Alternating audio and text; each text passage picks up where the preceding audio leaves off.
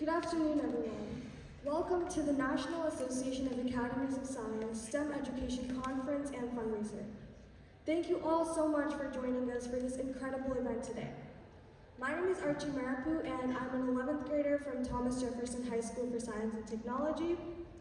I'm the founder and president of STEMify Girls, an innovator and entrepreneur, and by the end of November, I'll be a 4-time TEDx speaker. And I'm so honored to be moderating this event today. Without delay, I would like to introduce a remarkable individual to give our opening remarks for today. Dr. Judy Staveley is a pharmaceutical and chief biotechnologist subject matter expert, scientist, and researcher. She's also the director of the American Junior Academy of Sciences, a board member of the National Association of Academies of Science, and the past president of the Washington Academy of Sciences. Dr. Judy Staveley has been a science educator and mentor for over 20 years. Her mentoring and educational experience has provided the opportunity to make contributions nationally, statewide, and locally on enhancing STEM education and retaining students in STEM academics. Dr. Judy Staveley is a motivated and passionate individual about STEM education with many awards and honorable accomplishments. In 2020, 2021, and 2022, Dr. Staveley was presented with a presidential award on behalf of Blue Star Families and the White House. She's been nominated 4 times for the Presidential Award in Science, Mathematics, and Engineering Mentoring. Please welcome Dr. Judy Staveley for the stage.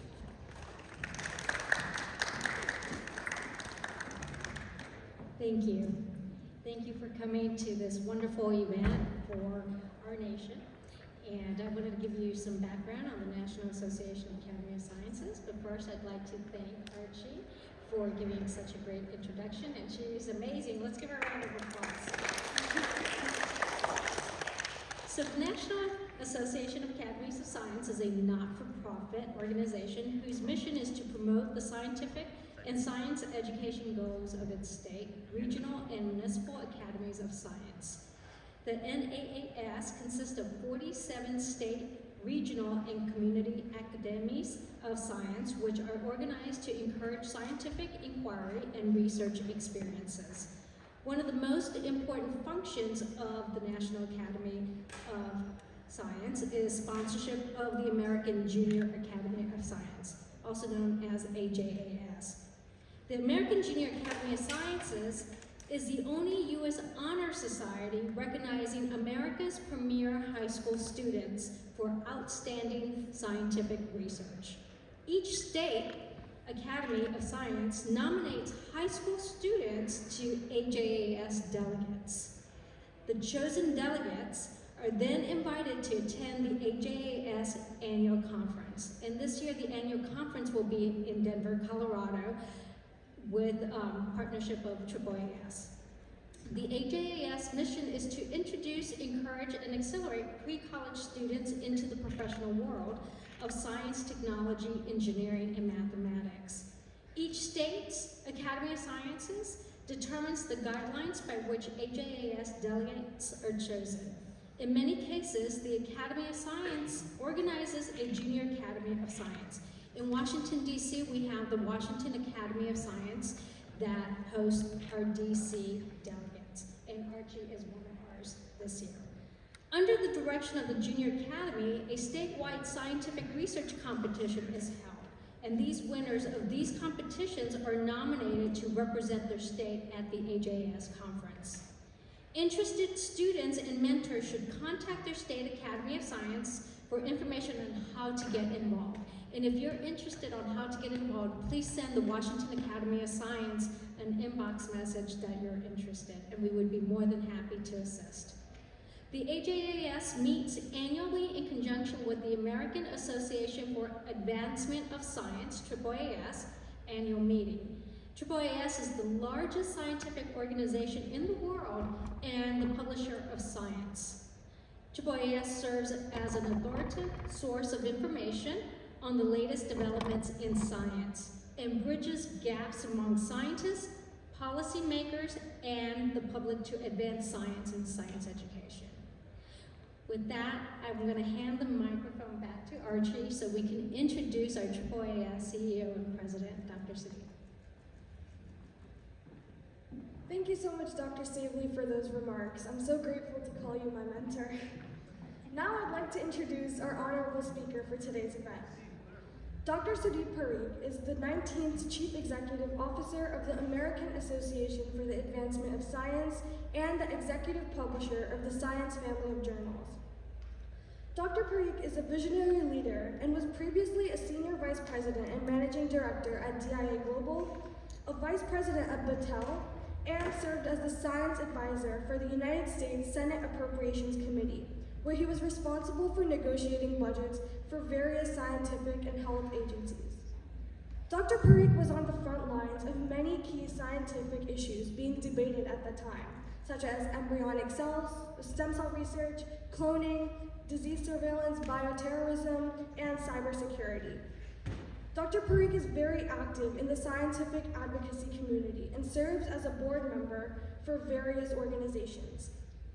With such an amazing career, experiences in the field, and accomplishments, he's making an impact on our communities and serving as an inspiration to people all across our world.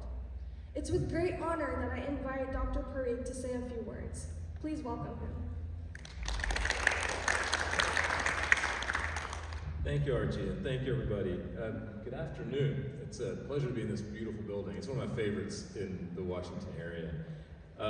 You know, when you get a chance to introduce and start a program, I was told a long time ago by a mentor of mine that you really had a responsibility because people have given you 10 minutes to talk in front of a group that's about to do important things. And what she told me was that Sudip, you have a responsibility to be profound because you've taken a bit of their time.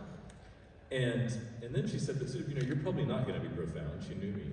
And then she said, well, you better then be informative. You better give them something to think about. You know, something that's information they can use in their deliberations.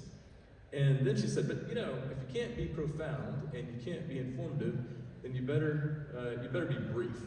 And so I'm going to try and be brief this afternoon because I want to turn it over to Archie and the panels and all the really important discussions that are going to happen today. But you know, the thing that I really wanted to talk about is that we are living in extraordinary times.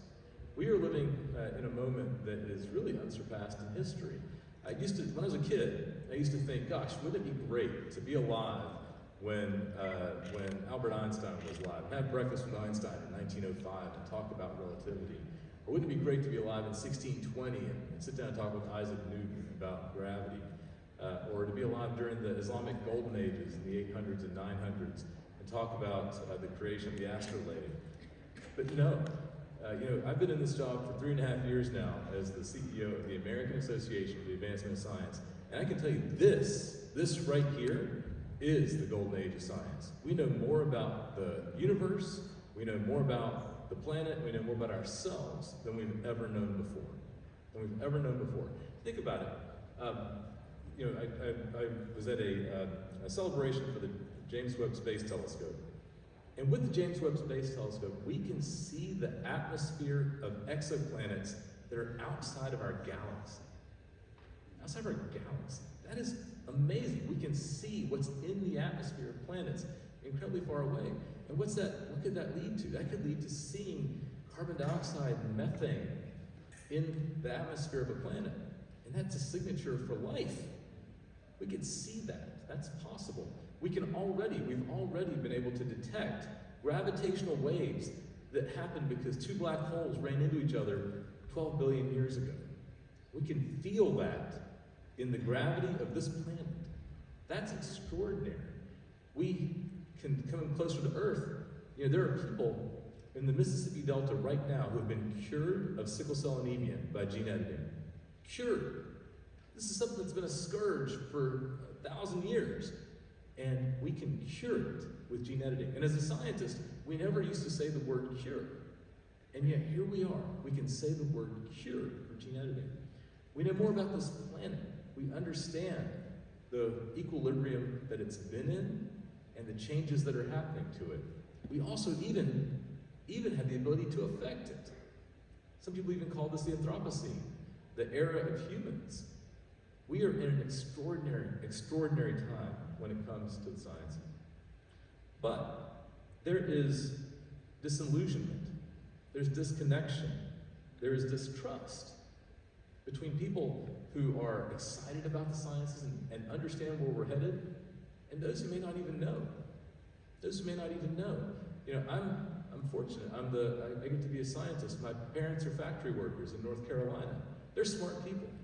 They know a lot, but they don't always hear about these wonderful things that are happening in the sciences. And I've come to believe over time, and as I meet with people around the world, that the hope for us, the optimism that I have, comes when I meet young people who are interested in the sciences. It comes when I see the excitement and the passion of the possibilities of what's out there. The possibilities to not just discover the next exoplanet, but also cure disease, to fix the environment. These are the possibilities, and kids get excited about it. And they are the same no matter where I go. No matter where I go, whether it's in Washington, D.C., and all parts of Washington, D.C., no matter what ward you're in, all parts of Washington, D.C., across this great country, whether it's Cambridge, Massachusetts, or Palo Alto, California, or the Mississippi Delta, or the Central Valley of California, or the Appalachian Mountains of West Virginia.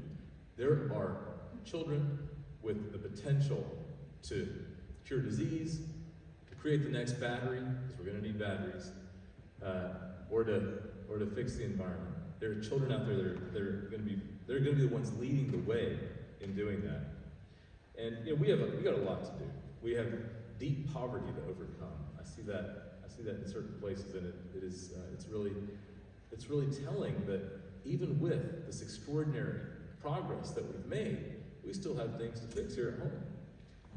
I see it in the diseases that we have left to cure. You know, I talked about sickle cell anemia, but my gosh, there are other places like Alzheimer's and Parkinson's where we're still barely making a dent, and we need to do more.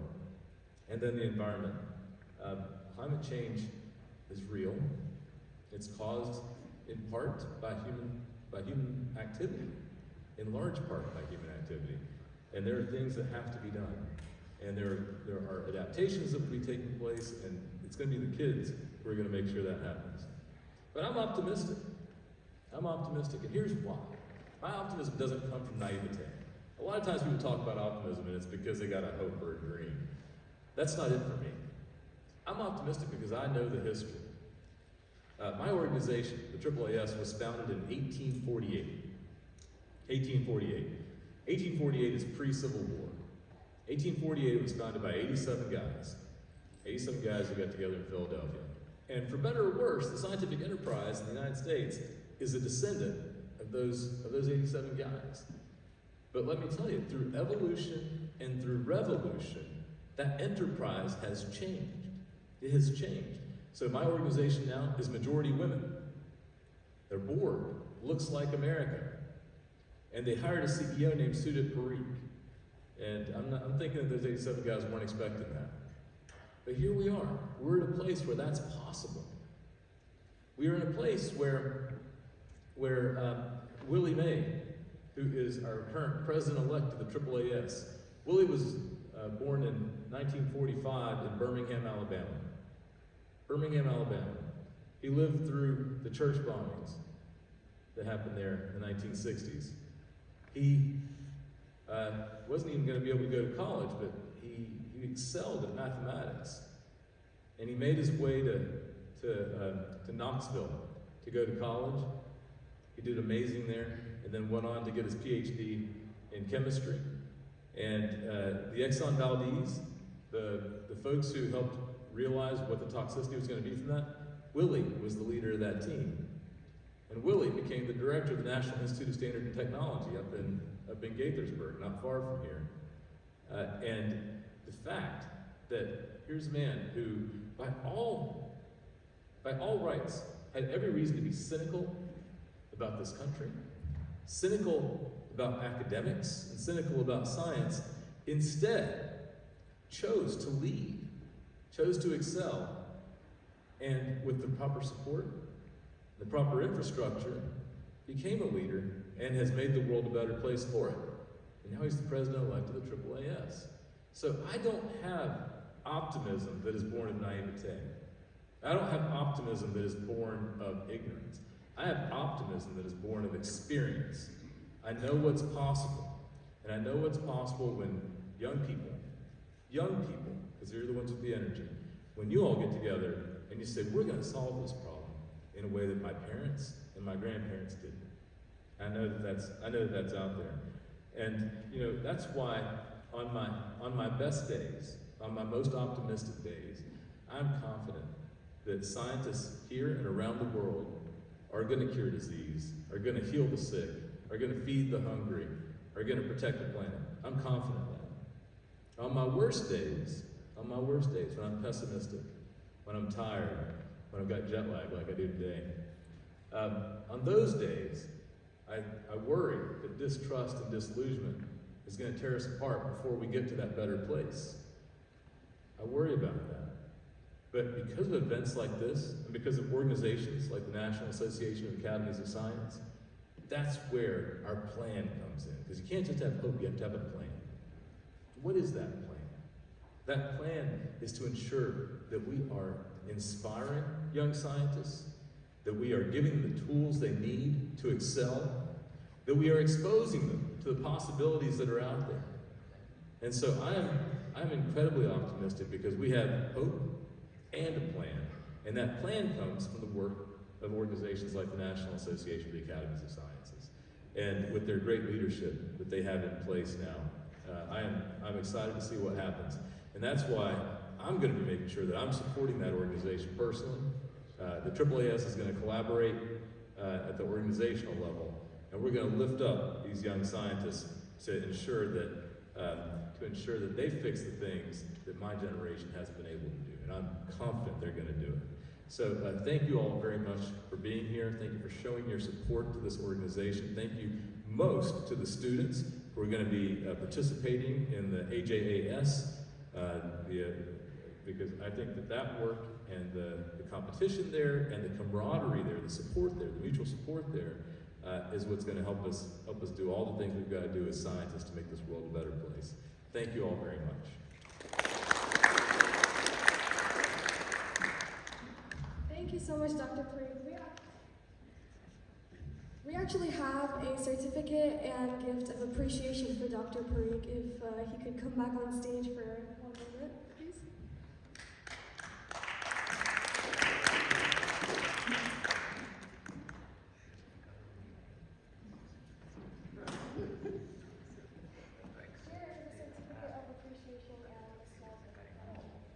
Thank you so much for this meeting. Thank you, Archie. Thank you all.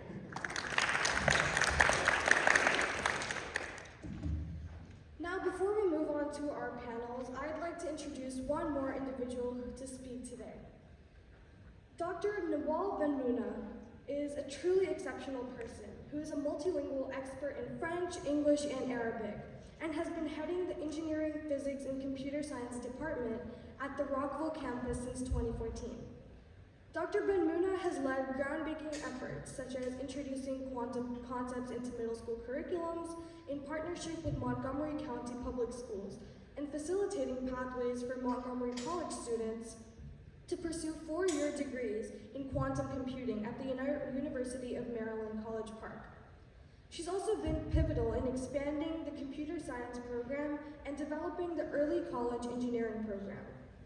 Her innovative approach to academic advising has reduced dropout rates in gateway physics courses.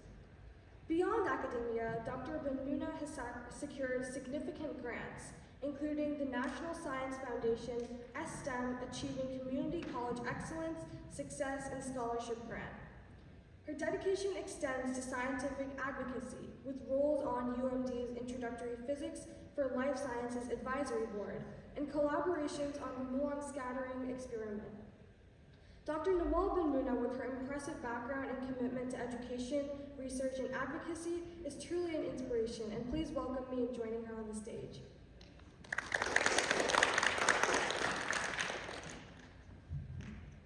Thank you so much, Archie. Good afternoon, everyone. What a pleasure to be here. I'm Nawal Benmouna, for Science, Engineering, and Technology at Montgomery College, and proudly bringing greetings from my institution's leadership.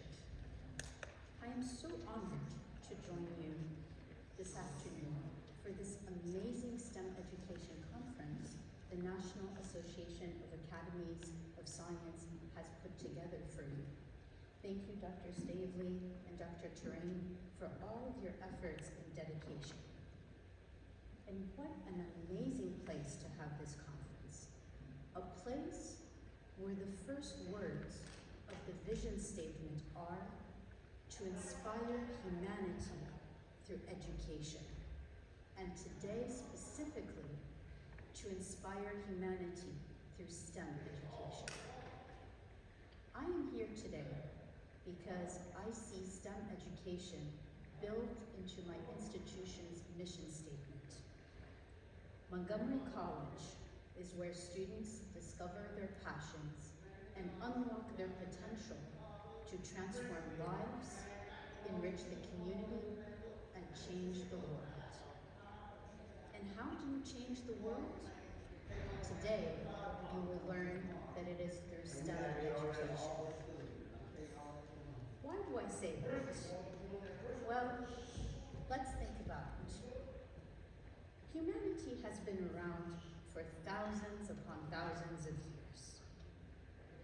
But it's only been within the past 300 years or so that humanity has really begun to flourish, both technologically and in terms of the understanding we have of the inner workings and mechanics of the world around us. The reason for this can be attributed to perhaps the single most important discovery in the history of humanity, the scientific method. This groundbreaking idea gave people the ability to transform ideas and observations of the world into questions, then experiments into results, and ultimately into knowledge that served the betterment of humanity as a whole. Science as a subject is unique because it gives people the means to change the very way we perceive and understand the phenomena around us. STEM represents the ability to empower the individual, letting him shape the foundation of the world with just a thought, with an idea. Our students are the future, and as educators, it is our responsibility to give them the power to change the world. I am so impressed and excited with the panel lineup that awaits you this afternoon. Aviation, cybersecurity, biomanufacturing, biohealth, engineering, general science, workforce development. What an inspiring and enriching afternoon you have ahead of you. And I think you will see that there are 3 big reasons you should pursue STEM. Get a career that will pay you well so that you and your family can have a good life. Be a part of the world leadership, designing and shaping the future of humanity. And finally, prove to the world that STEM is for all. This 3rd reason hits close to my heart because still in 2023, the gender gap in STEM remains significant, with women making up only 28% of the STEM workforce. So many girls are discounted at a very young age from having the potential for an education, let alone a STEM education. Picture this. A little brown girl having experienced marginalization in school ever since she could remember. No longer able to ask her teacher questions when math was not making sense and was labeled bad at math. And And to top it all off, her 4th grade teacher tells her mother during the parent-teacher meeting, there's no point in trying to help this little girl. Girls like her do not go to college. Well, guess what?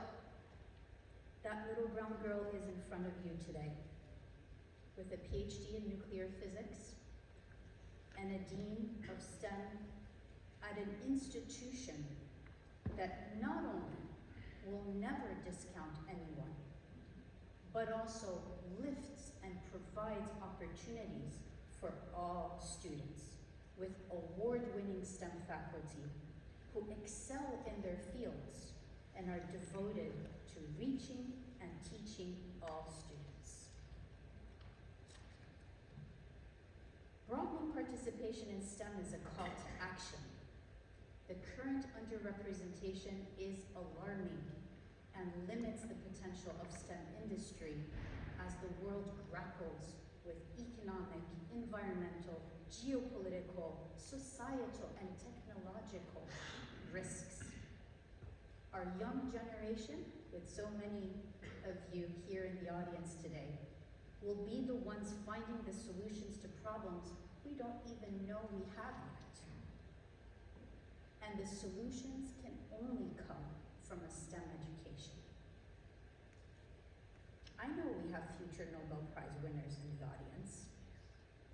With us today, Dr. Staveley knows it, Dr. Terrain knows it, our brilliant leaders of NAAS.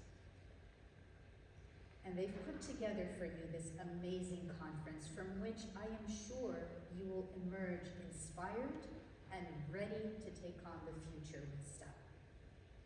I'm so honored to join you today, and I want every young person in the audience here with their futures ahead of them to make me a promise. While you are listening and learning from all the panel speakers today, I want you to believe deep in your hearts that you belong, that you can be anything you want to be, and STEM is waiting for you with open arms. We need you, the world needs you. Thank you, have a great conference. Thank you so much, Dr. Benmouna, for that speech. Here as well as Thank you. Thank you so much. Thank you, Archie. Thank you so much to all of our speakers that have spoken already. Please give them another round of applause. And now we'll be moving on to our different panels. So we have 7 different panels for this afternoon and 24 different panelists, and we even have a surprise fireside chat. But now we'll be beginning with our aviation panel, and if the panelists could walk on stage now, that would be great. Thank you so much, and we'll start in a minute. Thank you.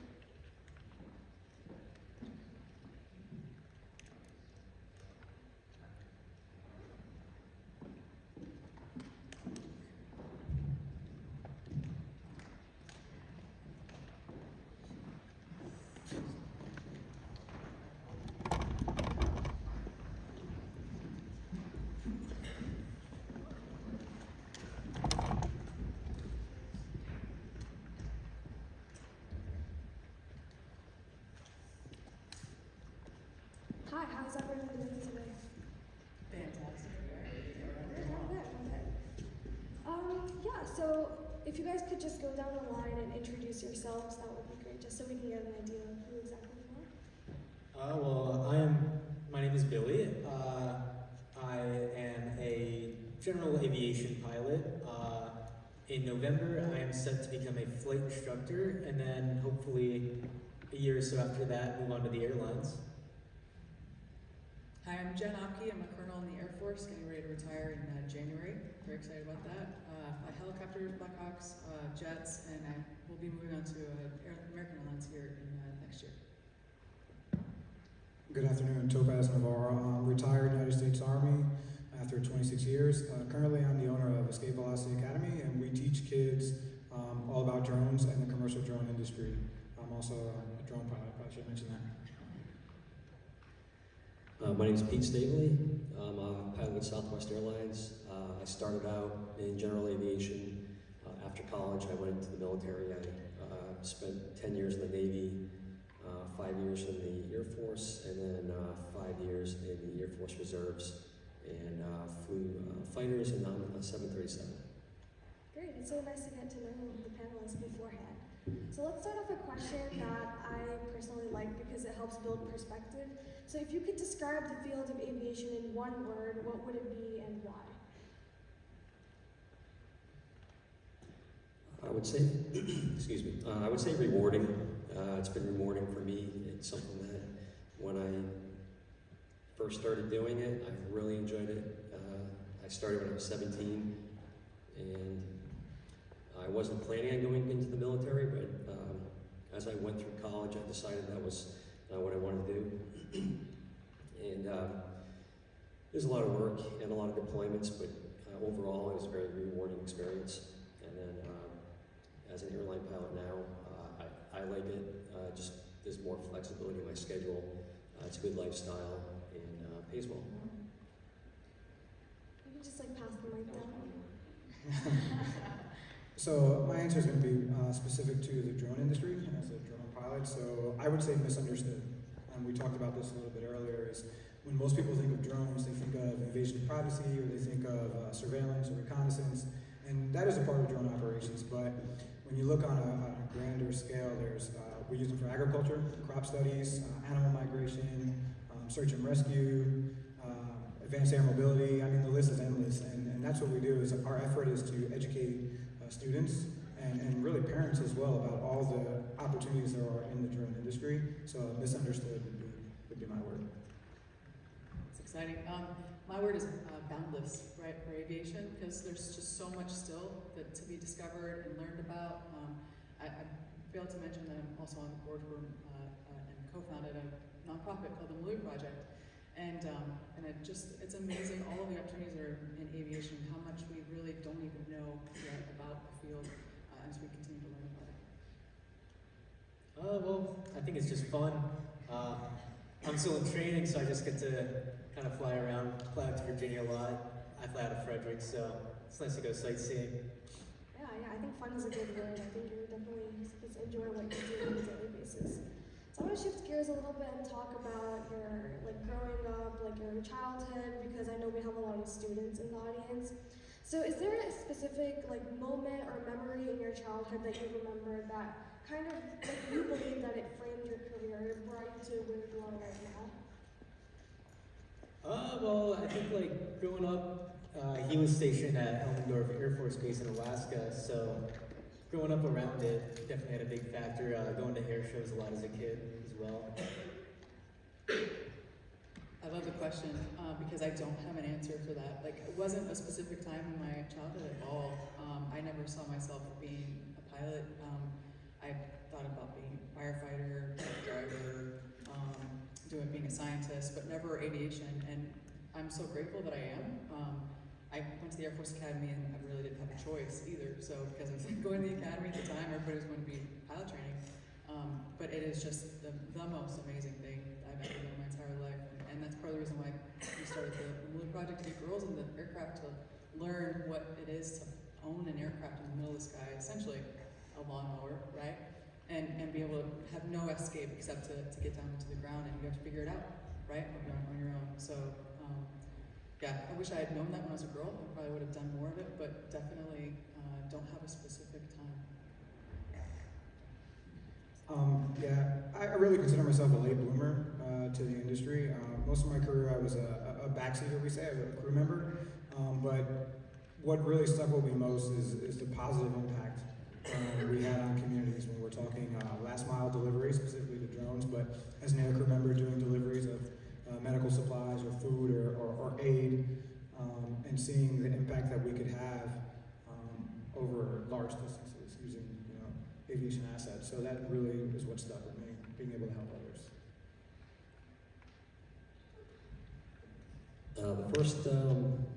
My first flight in a general aviation plane was probably my thing that sparked me. I grew up I went to a couple air shows growing up, and I was interested. I liked it, but I never ever thought that I would become a pilot. It wasn't even in my scan. So my dad was a driver for UPS, and one of the stops on his route was flight school. And one day he just came home. I was just starting my senior year in high school. And he said, "Hey, I've got you a introductory flight. Just go up to the airport and go see Joe." So I went, and that first day, that's the first time I'd ever been in an airplane except for maybe in an airliner once or twice prior to that. And just everything about it, I loved the smell, the feel, the sound. So that first flight stuck with me, and I just wanted to keep doing it after that. Yeah, I love how we have a variety of perspectives and experiences here. It really helps people relate from the audience perspective. So coming more into like the present and the future, so innovation in aviation, what is your perspective on that? What do you think is really important? What do you think is misunderstood? I'd just like to hear. I think a lot of the new technologies help quite a bit for safety. I do think there's a point where the new technology can actually hurt safety. For example, a lot of the guys that came up through aviation years ago didn't have a lot of automation and a lot of the systems that they have now, so they know how to hand fly the airplane. If the automation kicks off or if something's not available, they know how to revert backwards to the older tech. Whereas a lot of the new guys coming up, they rely heavily on that new innovation and the technology, and sometimes it's a little bit of a handful for them if they have to hand fly the aircraft and do things that they're not used to. So it takes them out of their comfort zone. Yeah, really right now I think, specific to drones again, the industry is really wide open, and when we talk innovation, I think it's the opportunities are limitless. I like to look at it as anything you're working on right now, any project or any real objective you're trying to get after, I think there's a way that you can integrate drones into it. I honestly do. And we were talking earlier about, using drones to pollinate flowers. Like, I never even thought about that, but, using drones to whatever, and I think I like to tell people, lean into curiosity because there is a use for drones in whatever you're doing. So I think innovation is great. I think there's a limitless amount of opportunities for drone use there. There's a ton happening in the aviation industry, right? I would say the most exciting for me, though, is the thought of what kind of energy sources we can have in aircraft to get further and more capacity. There's also the talk of, and I don't know how many people would be interested in this, but like having, AI fly these planes. I don't know if I'd be comfortable getting on an airplane that was flown by AI right now, but those are the kind of things. But the one that I really am interested in is how far can we get? What's the platform, right? And does it have to come as a traditional airplane, right? So. Well, the plane that I fly is over 40 years old, so I'm not really around much technology in that. But there are a lot of cool stuff. Yeah, I guess.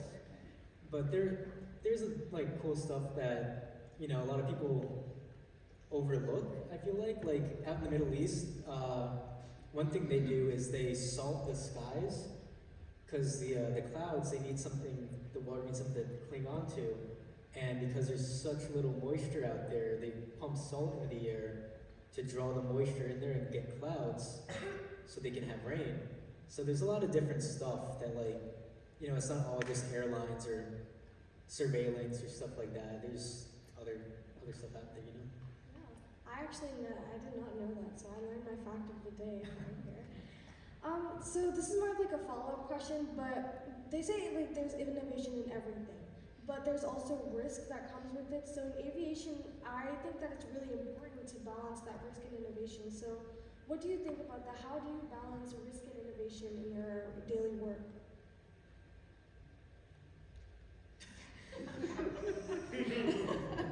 No worries. So I've had multiple conversations about this with a lot of at different people, because as an operator, as I like to call myself, I'm balancing risk all the time, right? In combat search and rescue, like when I'm going to pick up a guy, like that's my mission, right? They've been shot down, it's been identified, and they know I'm coming, right? So then the risk question becomes like, how do I avoid some of that risk, right? Like, so I think that that's the mindset that we all kind of need. Like, okay, there's like the pandemic, right? Yes, there's a risk to getting this disease. I don't know, and I don't want to get anything politics, but we're looking for you to help us solve pandemics, right? Like, to balance the risk and to understand, yes, there's going to be a little bit of risk in whatever industry you're at, but balancing it is the most important thing, because there are going to be a lot of things that are going to be dangerous that you have to take into account and figure out how you're going to solve it. Yeah, this is one of the most highly discussed topics in the drone field, right? We're talking between visual line of sight and beyond visual line of sight operations. So risk for us always starts with giving way to crewed aviation, right? To people that have actual human beings on board, right? So our main thing is assessing, the airspace and ensuring that we're operating within our legal boundaries and making the tough decision of we're not going to go forward with whatever operation we have on hand if there's a risk to humans, living beings in the national airspace. So for us, risk is every single operation, and it's something that as a drone pilot, we consider in every activity. So. I think I alluded to this a little bit earlier. Innovation helps us, but can always hurt us if we're not quite ready for it. But I think what keeps it balanced is training, having properly trained people fly the aircraft, and making sure that they're keeping up to step with all the new procedures and the new technology, whether it be the aircraft technology or how we plan for our flight, for fuel, routes, weather, all that kind of stuff. Yeah, and so wrapping up, this is kind of like two questions in one, but so what is one myth that you want to address about the field of aviation? And for high schoolers who are thinking about this field or planning on pursuing a career in it, what advice would you give?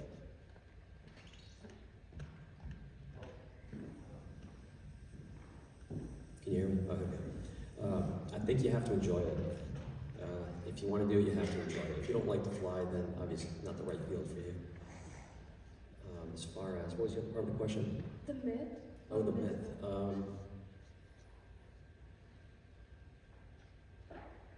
I would say that maybe people think it's just always just flying around, especially if you're in the military. People think that they're just going to go, they're going to train in an aircraft and just go fly around in the aircraft all day, where really that's about 20% of what you do in the military as a pilot. The rest of it is briefing and debriefing, and then you have your office job, which is the part that really kind of makes the balance between the fun and the not so much fun, because you could be working on your office job for 6 hours before you even go flying. So the myth of just flying around is the downside there is the work.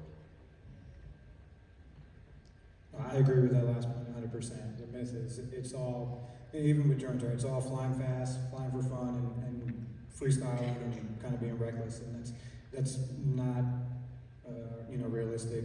There's a lot of administrative work, a lot of policy follow-ups, a lot of regulations, a lot of guidelines, and you have to be aware of all those things and follow all those guides. So that is the myth as well.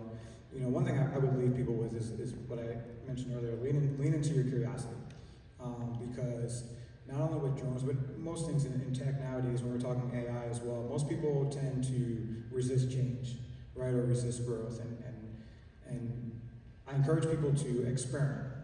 I say you don't have to completely embrace it, but experiment and understand it a little bit. So as we talk about the systems advance, you're not just an naysayer and things are passing you by and you slowly become irrelevant, I guess. That's what I say. Lean into your curiosity, embrace lifelong learning and try new things.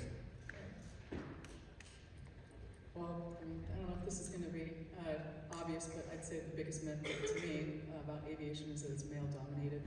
There happen to be a lot of men that fly. There happen to be more men flying than there were women, but the whole industry of aviation was built on both men and women, right? And not only that, there's no special skill that he has that I don't have, or that he has that I don't have. You know, so it's absolutely an open, forum for everybody, and I highly encourage anybody who just wants to go out to fly, male or female, child or adult, to get out there and get a flight lesson like he did when he was a kid, because it's a game changer. And like I said, there's nothing else. There's no other platform that will really challenge you and make you realize how intelligent you are when you're up in the air and you're stuck because of some regulation or some kind of situation with salted clouds. And that's the only way that you can get down is by your own devices, right? And I mean, the conference building, that was just amazing. I think a lot of people believe that you need to be like a math whiz to be a pilot. I've heard that a couple of times. It's like, I'm not a big math person. I took math in college, but it wasn't my favorite subject. I wasn't the greatest at it. And then, somebody was like, well, haven't you ever done like differential equations? I'm like, no, I know that a gallon of fuel is 6 pounds, and that's one of the most important things. You don't have to know like a whole ton of calculus or anything to be a pilot. You just, if you can use a little flight computer, it's like a little calculator, like it's called the E6B, it's kind of like a TI-84 or something, a little less fancy. If you can use that, that thing will do all the math for you. And what advice would you give to high school students who want to pursue this? Start studying now. Buy like a online ground school. Self-study. It will save you a lot of money because you're not going to sit there with an instructor paying him $65 an hour when you can pay $200 up front to go through the entire course. It's a lot cheaper. You just have to have self-discipline. Interesting. Please give all of them a round of applause. Thank you all so much for joining us. The next panel will be starting in approximately 5 minutes, but just a little bit break, and we'll be back. Thank you so much.